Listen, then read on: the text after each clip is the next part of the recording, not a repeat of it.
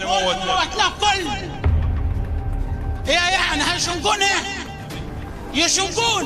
اذا كان هم يتلموا من البلكونات لما يجي هو يزعق ويقول عايز فلوسي، امال احنا عملنا فيه. قضية من القضايا التي هزت المجتمع المصري عن بكرة أبيه، ليست لأنها جريمة عادية، بل لأنها واحدة من أغرب القضايا التي يمكن أن تسمع عنها في حياتك.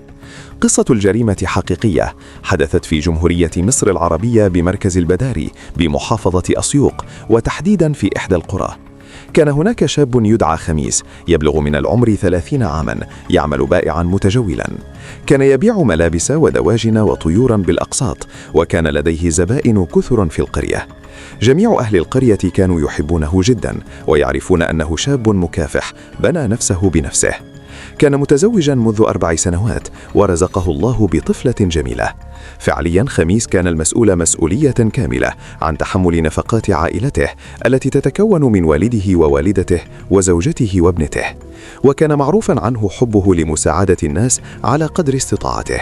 وإذا كان هناك شخص ظروفه المادية تمنعه من دفع القسط، لم تكن لدى خميس مشكلة في تأجيل القسط لفترة.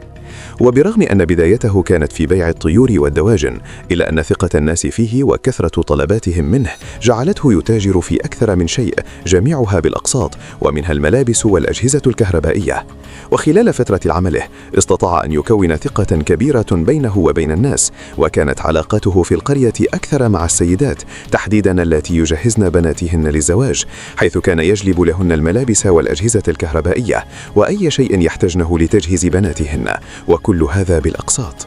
هذا العمل بالنسبة لخميس كان يجلب له ربحا جيدا جدا.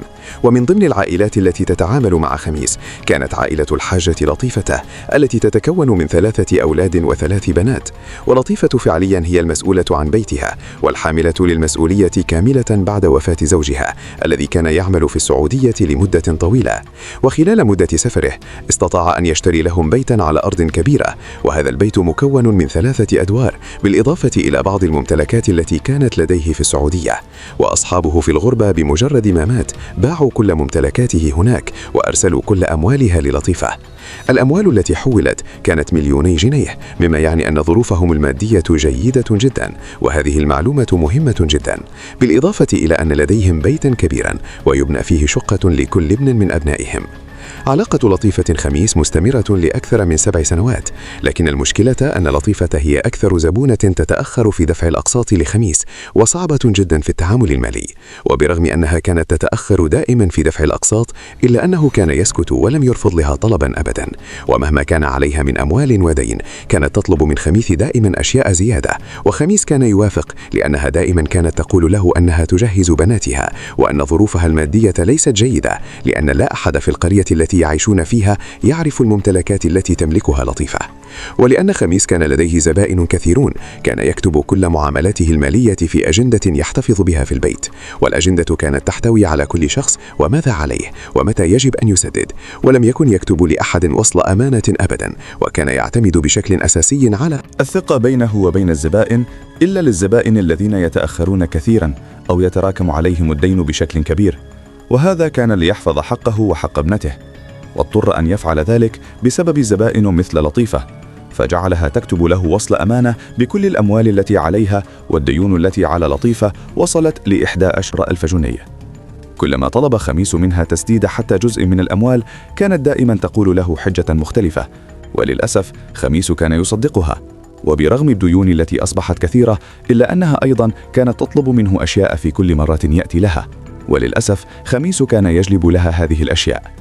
وبالنسبة لخميس برغم أنه طيب القلب، إلا أنه كان بخيلا جدا، وهذا لأنه يرى أن كل جنيه يحصل عليه هو ناتج عن مجهود كبير جدا، ويجب أن يكون حريصا على كل جنيه. وبرغم أن لطيفة كانت تتلاعب بخميس وتريد أن تأخذ منه أموالا كثيرة، إلا أنها لم تفكر أبدا في نيتها. وفي يوم من الأيام ذهب خميس إلى لطيفة ليقوم بتحصيل أقساط منها كما كان معتادا على ذلك، وإذا به يجد لطيفة تقول له إن بقي لديها 3 أيام فقط حتى تقبضه، وستسدد له كل الأموال التي عليها. وفي هذا اليوم لم يأخذ منها أي أموال، ولكن خلال تلك الفترة أرادت أن تشتري منه بعض الأشياء لبناتها، وبرغم أنه علم عليها بوصل أمانة بالأموال، إلا أنه لم يرفض لها طلبا. إلا أنه أصبح يبحث عن أي طريقة لأن يحصل على تلك الأموال، وهذا لأنه يريد دفع أقساط من الأموال على تجار، وإذا لم يدفع لهم قسطه الشهري فإنهم سيمتنعون عن أن يعطوه شيئا جديدا، ومن هنا يوقف خطة بناها لسنوات، وهذا لأنه لا يملك أي مال ساكن، ولكن كل أمواله في بضاعة يبيعها. وبالنسبة للطيفة لم تقطع طريق الرزق على خميس وحده، ولكنها أوقفته مع التجار الآخرين، وهذا جعل خميس يقتنع أنه لا يوجد أمل، وأنه لن يستطيع أن يأخذ أمواله منها بالسهولة التي كان يتصورها، وهذا لأنه في كل مرة يذهب ليأخذ منها أموال كانت تكذب عليه، ولم تكتفي بذلك، بل أنها كانت تطلب أشياء جديدة في كل مرة يذهب ليدفع. ماذا سيفعل خميس مع تلك السيدة التي تكذب عليه دائما؟ حتى وصلت إليه معلومة أن لطيفة بدأت تبني الدور الثالث بشكل كامل في بيتهم، وعرف من العمال العاملين هناك أن حجم التكلفة تقريبا وصل ل200,000 جنيه، فشعر خميس أنه متضايق جدا. لما أنت لديك القدرة على دفع هذا الرقم؟ ادفعيه لجزء من الأموال التي عليك. حتى أن الرجل لم يطلب منها أن تسدد كل الأموال. ذهب إلى بيتها في اليوم التالي وطلب منها أن تسدد الأموال أو جزءا منها، وكانت موجودة في غرفة الجلوس ابنتها الكبرى شيماء وابنتها الصغرى منى، وكانوا حاضرين الحوار الذي دار بين خميس وبين والدتهم لطيفة، والتي وقتها كانت تقول له أن لديها أزمة مادية ولا تستطيع سداد الأموال له. فتشاجر خميس معها وقال لها أنه عارف أنها تبني دورا، وأنه لا يمكن أن تتصرف معه هكذا، وأن ما تفعله سيجعله في اليوم التالي يذهب لقسم الشرطة ويقدم محضرا بوصل الأمانة الذي معه، وأنها يجب أن تعطيه موعد الآن. متى ستدفعين لي الأموال؟ نظرات شيماء ومنى في القاعدة كانت مخيفة جدا، لدرجة أن خميس كان ملتفتا إلى أن هناك نظرات الشر تخرج منهما، فطلبوا هما الاثنان من أمهما أن تخبر خميس أن الأسبوع المقبل على الأكثر ستدفع له كل الأموال أو الجزء الأكبر منها. وخرج خميس من عندهم وذهب إلى بيته كالمعتاد. وفي نفس اليوم جلست لطيفة وشيماء ومنى مع بعضهم، وقالوا إن ما فعله خميس هكذا أهانهم وقلل من قيمتهم، تحديدا أن صوته كان عاليا وأناس كثيرون من الجيران كانوا منتبهين، فلا بد أن خميس يتعلم الأدب ويعرف جيدا كيف يتكلم معهم عندما يدخل بيت لطيفة. وكان خميس يفعل شيئا خاطئا، الرجل كان يطالب بحقه، وفي نفس الوقت أبناء لطيفة الرجال كان لديهم محلات في نفس القرية، وكان مكسبهم جيدا جدا سواء من تجارتهم أو من الأموال التي تركها لهم والدهم. لكن فعليا أبناء لطيفة الرجال لم تكن لهم أي علاقة بما تفعله لطيفة. المهم أن لطيفة وشيماء ومنى اتفقوا أنهم سيقتلون خميس، وأن هذه العملية ستتم في أقصر وقت ممكن، وفي نفس الوقت ستختفي قصته تماما ولا أحد سيعرف أين هو، كأنهم معتادون على هذا، وبدأوا يجهزون الخطة ويوزعون الأدوار عليهم. وبعد أن مر أسبوع من زيارة خميس لهم في البيت، اتصلت به شيماء ابنتها الكبرى وطلبت منه أن يأتي لها في اليوم التالي إلى البيت ويجلب معه بعض الفراخ والبط، وأنه عندما يأتي يجلب معه وصل الأمانة، لأنهم سيدفعون له كل أمواله في نفس اليوم. وفي نفس الوقت منى ابنتها الصغرى كانت تحفر حفرة كبيرة في الحديقة على قد جسد خميس، وشيماء كانت تحضر المخدر الذي ستضعه له في العصير، ولطيفة كانت تحضر الكلام الذي ستقوله له والأماكن التي ستجلسه فيها. وصل خميس ومعه الموتوسيكل الخاص به، فطلبت منه شيماء أن يدخل الموتوسيكل إلى الداخل لأنها خائفة أن يمر أحد ويسرقه، فسمع خميس كلامها وأدخل الموتوسيكل إلى الداخل. ولأن الرجل لم يكن يشعر بأي خيانة، لم يكن قد أخبر أي أحد أنه ذاهب إلى أين، ولا أن هناك مشكلة حدثت بينه وبين لطيفة. دخل خميس وجلس مع لطيفة يتكلمون قليلا. في هذا الوقت كانت شيماء في المطبخ تعد العصير وتضع له فيه الحبوب المنومة، وشرب خميس العصير. وبعد ربع ساعة بالضبط لاحظ نظرات مرعبة من شيماء ومن منى ومن لطيفة، وبدأ يشعر أنه يفقد الوعي، وشعر بالغدر والخيانة في القعدة، وخطر بباله شك أنهم سيفعلون به شيئا، تحديدا أن لطيفة كانت تؤكد عليه: هل جئت معك بوصل الأمانة أم لا؟ فحاول خميس أن يقوم ليمشي، ولكن بمجرد ما قام أمسكت شيماء شومة أو عصا كبيرة وجعلت تضربه على رأسه وعلى ظهره حتى وقع على الأرض وفقد وعيه. فعليا حتى هذه اللحظة كان خميس حيا. لطيفة أمهم دخلت الغرفة الثانية وجلبت لفة حبل كبيرة و2 شوال وكيسين ولزق بلاستر كانوا قد جهزوه من قبلها بيوم، وكانت منى تساعدها حتى ينجزوا بسرعة ويربط خميس بالحبل الرأس إلى الرجل، ثم يضع الشوالين ويغلق جسده جيدا ويضع بلاستر على فمه، ثم يلف الحبل مرة أخرى على الشوال ليضمنوا أن خميس لن يخرج منه أبدا. وبعد أن أنهوا كل هذا قرروا أنهم سيخنقونه حتى يموت ثم يدفن. وبعد أن أن تخنقه لطيفة وتتأكد من موته، يحملونه هم الثلاثة إلى الحفرة ويدفنونه، ويجلبون بعض الحجارة الموجودة في الحديقة ويضعونها فوق الحفرة وكأن لم يحدث شيء.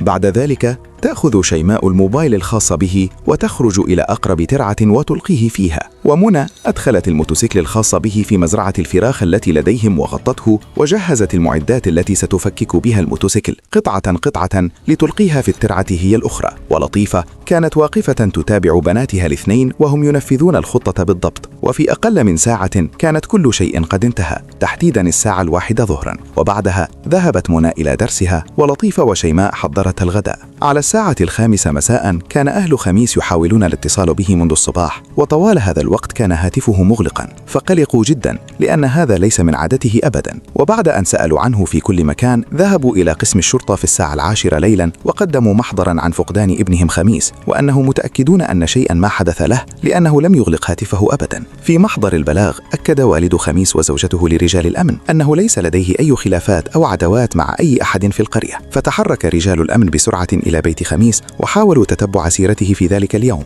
كل الشواهد والأدلة تؤكد أنه لم يخرج خارج قريته تماما إلا شاهدا واحدا قال إنه رآه في قرية مجاورة، وكان معه مجموعة من الفراخ والبط موضوعين على الموتوسيكل الخاص به. رجال الأمن عندما دخلوا بيت خميس لفت انتباههم الأجندة الخاصة به، ففتحوها ودوروا في التفاصيل التي بداخلها، فاكتشفوا أن هناك سيدة موجودة في القرية الثانية التي قال عنها الشاهد، وأن هذه السيدة اسمها أم أحمد، وأم أحمد هذه مدينة لخميس ب11,000 جنيه. وعرف رجال الأمن بعد ذلك أن أم أحمد هذه هي السيدة لطيفة، فقرروا أن يذهبوا إليها ليتأكدوا هل جاء إليها أم لا. بعد أن مرت 3 أيام ذهب رجال الأمن إلى بيت لطيفة وطرقوا الباب، فتحت لهم بطريقة عادية جدا، وابنتاها الاثنتان كانا موجودتين وردوا بمنتهى البرود والهدوء وكأن لم يحدث شيء. وأخبروا رجال الأمن أن خميس بالفعل جاء لهم في ذلك اليوم وأخذ أمواله وترك لهم الفراخ والبط التي كانوا طالبينها، ومشى من عندهم الساعة 1 ظهرا. لكن الحس الأمني عند رجال الأمن جعلهم غير مرتاحين لهذه العائلة تماما، خصوصا أن نظرات بناتها كانت صعبة جدا. فاستمر رجال الأمن في التحدث معهم عسى أن يصلوا إلى أي معلومة. وفي نفس الوقت وصلت لرجال الأمن معلومة مهمة جدا، أن خميس تشاجر مع هذه العائلة قبل أسبوع بالضبط من اختفائه. فطلب رجال الأمن منهم أن يفتشوا البيت، وبعد الانتهاء من التفتيش لم يجدوا أي شيء على الإطلاق، لكن لفت انتباههم مزرعة الفراخ والدواجن التي لديهم، فطلبوا منهم أن يدخلوها. وأول ما دخلوا لفت انتباه رجال الأمن أن هناك بقايا موتوسيكل موجودة، وأن هناك معدات تساعدهم في فك الموتوسيكل. ولاحظ رجال الأمن في وقتها أن منى ابنتها الصغيرة ارتبكت جدا أول ما رأت بقايا الموتوسيكل، فوجه رجال الأمن التهمة باختفاء خميس للطيفة. لكن شيماء في نفس الوقت قالت إنها هي التي قتلته، وأن أمها لا علاقة لها بأي شيء، وأن منى أيضا لا علاقة لها بأي شيء. والغريب أن أمها قالت ذلك أيضا، ومنى أيضا قالت إنه لا علاقة لها بأي شيء، وأن شيماء هي التي فعلت كل شيء. لكن بعد قليل وجدت شيماء أنها تتحمل القضية وحدها، فقررت أن تعترف عليهم جميعا. فعليا الثلاثة باعوا بعضهم، ولما أخبروا رجال الأمن عن مكان الجثة وتم استخراجها كانت صدمة لكل الناس الذين كانوا واقفين. طريقة لف الجثة بالحبال وربطها بهذا الشكل مستحيلا أن يكون هؤلاء الناس يفعلونه لأول مرة. تم نقل الجثة للطب الشرعي الذي أثبت أن خميس تناول كمية كبيرة من المخدر، بالإضافة إلى مجموعة كبيرة من الكدمات في أجزاء متفرقة من جسده، وضربة قوية على الرأس سببت شرخا في عظم الجمجمة، وأن سبب الوفاة نتيجة الخنق. في اعترافاتهم هم الثلاثة لم تكن لديهم لحظة ندم واحدة عما فعلوه، وكانوا يرون أن خميس يستحق ذلك. كيف يتجرأ ويأتي ويطلب أموالا من أمهم؟ والأم الكبيرة التي تبلغ من العمر 50 سنة كانت تحاول تقنع رجال الأمن أن خميس كان يحاول الاعتداء عليها. شفت قذارة أكثر من هذا؟ في عام 2017 حكم على 3 بالإعدام، تخدر إنسانا وتلفه بحبل وتضع على فمه بلاستر وتخنقه وتدفنه، كل هذا لأجل 11,000 جنيه، وهي أصلا مليونير. وهذا الذي جعلني أقول هؤلاء ليسوا بشرا، ومن المستحيل أن تكون هذه أول جريمة يفعلونها بهذا الشكل. ننتظر آراءكم وتفاعلكم في التعليقات، فمعرفة الظلام هي الخطوة الأولى نحو تجنبه. تنويه: هذا المحتوى يعرض بهدف التوعية والعبرة، وليس للتشهير أو الترويج لأي سلوك مرفوض دينيا أو اجتماعيا. نحن نناقش هذه القضايا لنسلط ضوء على خطورتها، وندعو إلى التفكر في عواقبها حفاظا على قيمنا ومجتمعاتنا.